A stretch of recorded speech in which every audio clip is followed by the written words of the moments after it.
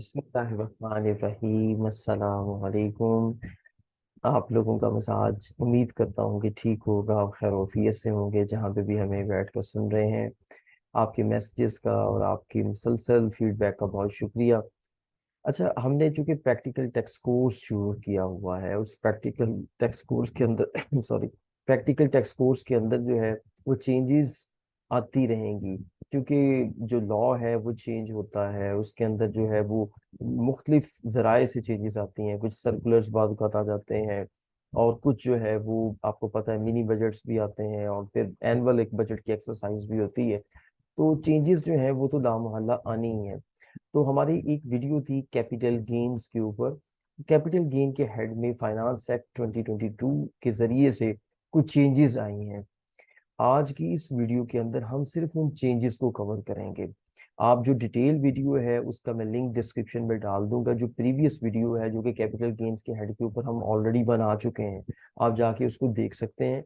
लेकिन इस वीडियो के अंदर हम जो फाइनेंस एक्ट 2022 है उसके जरिए से जो चेंजेस आई हैं उसको डिस्कस करेंगे।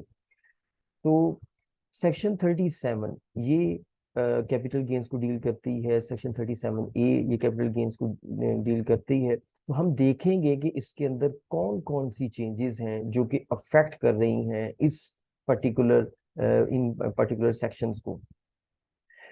आपकी स्क्रीन पे एक तरफ तो कैपिटल गेन की ये इनकम टैक्स ऑर्डिनेंस की अपडेटेड वर्जन शो हो रहा है, और दूसरी साइड पे मैंने एक जो है वो एक आपके लिए एक समरी स्टाइल बनाई है, एक वर्किंग, जिसके जरिए से आप देख सकते हैं कि जो इम्पोर्टेंट चेंजेस हैं उनको मैंने समराइज करने की कोशिश की है।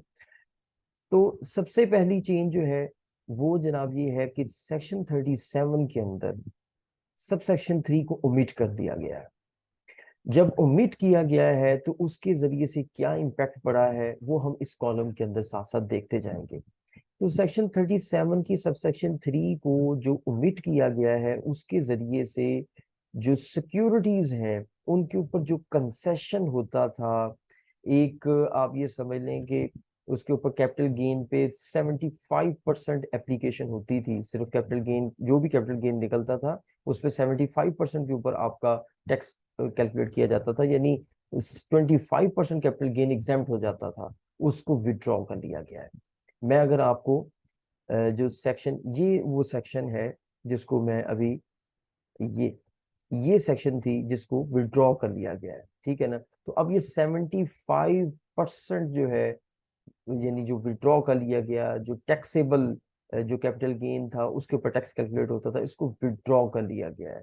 तो विड्रॉ करने का मतलब ये है कि अब ये वाली जो कंसेशन है ये अवेलेबल नहीं है, और इस तरह की कैपिटल एसेट्स के ऊपर जो गेन कैलकुलेट होगा वो 100% सब्जेक्ट टू टैक्स होगा। दूसरी जो चेंज है वो चेंज है, बड़ी इंपॉर्टेंट चेंज है सॉरी, कि कंसेशनरी जो प्रोविजन थी related to capital gain according to the holding period has also been withdrawn. इसकी जो बैकग्राउंड है वो इंपॉर्टेंट है, पहले उसको देखना। ये आपकी स्क्रीन पे एक टेबल शो हो रहा है। ये टेबल इमूवेबल प्रॉपर्टी के गेन को कैलकुलेट करने के लिए और उसके ऊपर टैक्स को कैलकुलेट करने के लिए हम यूज करते थे।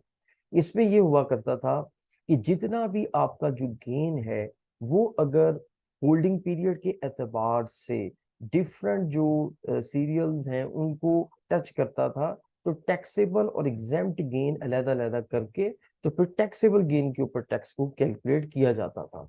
अब लेट्स सपोज कि आपका 1 ईयर से ज्यादा है, तो 1 ईयर से जब ज्यादा होगा तो फिर ये आप इस सीरियल के अंदर आ जाएंगे, ठीक है ना। Exceeding 1 year but does not exceed 2 year. तो मतलब ये कि आपका गेन का 75% टैक्सेबल होगा। उसके ऊपर फिर आप रेट अप्लाई करते थे और फिर टैक्स को कैलकुलेट करते थे। तो ये वाला जो टेबल है और ये जो सबसेक्शन 3A है, इसको विड्रॉ कर लिया गया है।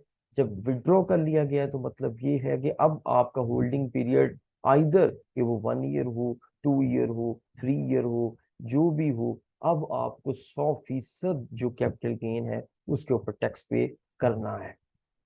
तो ये एक मेजर चेंज है इमूवेबल प्रॉपर्टी के हवाले से। जो तीसरी चेंज है जो आज हमने आपके साथ डिस्कस करनी है वो है कि जनाब सेक्शन 37 के अंदर एक सबसेक्शन 2 है जिसको विड्रॉ किया गया है। ये जो सबसेक्शन 2 है, इसको जो विड्रॉ किया गया है उसमें हम देख लेते हैं सबसेक्शन सॉरी सर, इसमें सबसेक्शन जो है वो 4A है जिसको ओमिट किया गया है। सबसेक्शन 4A को जो ओमिट किया गया है उसमें ये है कि एक प्रोविजन हुआ करती थी कि जिसमें सक्सेशन, इनहेरिटेंस और गिफ्ट की सूरत में जो बी कैपिटल एसेट आपको मिलता था उसको फेयर मार्केट वैल्यू के ऊपर रिकॉर्ड कर लिया जाता। अब जब फेयर मार्केट वैल्यू के ऊपर रिकॉर्ड किया जाता था तो इसमें एक डिस्क्रिपेंसी आती थी। हमारे पास दो तरह के एसेट्स हो जाते थे। एक वो थे जिनको हम बाय करते थे और कॉस्ट पे रिकॉर्ड करते थे, और दूसरे एसेट्स वो होते थे जिनको हम यानी मनी कंसीडरेशन के अगेंस्ट तो नहीं खरीदते, लेकिन वो हमें थ्रू गिफ्ट मिल जाते थे, थ्रू इनहेरिटेंस या सक्सेशन मिल जाते थे, उनको हम फेयर मार्केट वैल्यू पे रिकॉर्ड करते थे। तो इस डिस्क्रिपेंसी को खत्म कर दिया गया। अब आपके जितने भी एसेट्स हैं वो कॉस्ट पे रिकॉर्ड होंगे, आइदर कि आप उसको खरीदते हैं या आपको गिफ्ट होता है, सक्सेशन होती है। तो अब जो ट्रीटमेंट है वो सेक्शन 79 का, वो अब आपके ऊपर एप्लीकेबल होगा। सेक्शन 79 का जो ट्रीटमेंट कॉस्ट को डिटरमिन करने का है वो अब आपके ऊपर एप्लीकेबल होगा। तो ये एक छोटी सी वीडियो थी जो कि कैपिटल गेन के अंदर जो की चेंजेस हैं उसके लिए है। हमारे वो स्टूडेंट जो कि प्रैक्टिकल टेस्ट कोर्स की तैयारी कर रहे हैं उनके लिए हमने ये वीडियो बनाई है, ताकि वो जो चेंजेस हैं कैपिटल गेन की उसको साथ अपने स्टडी के अंदर इंक्लूड कर लें। तो हमारे चैनल के साथ जुड़े रहें और उसको लाइक, सब्सक्राइब और शेयर जरूर किया करें। अपना बहुत ज़्यादा ख्याल रखिएगा। अस्सलाम वालेकुम।